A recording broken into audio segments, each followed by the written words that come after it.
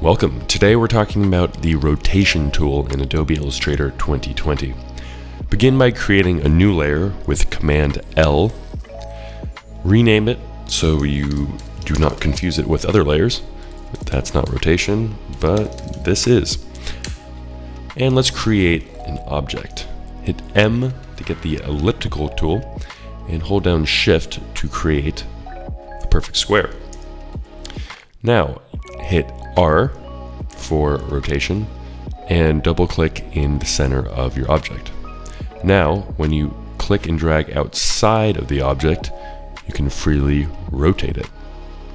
Now if you want to rotate in increments, do the same thing but holding down Shift, and as you can see, it moves in increments. You can also change the rotation point. Hit R again and then double click somewhere else inside of the object. Now when you go to rotate, it rotates on that axis instead, which saves a lot of time, because if you're working with a bunch of different objects and you want to rotate it around something else, this is quite efficient.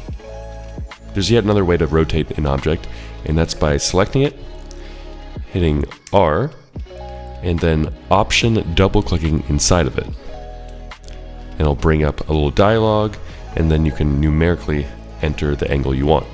Say 45, and there you go.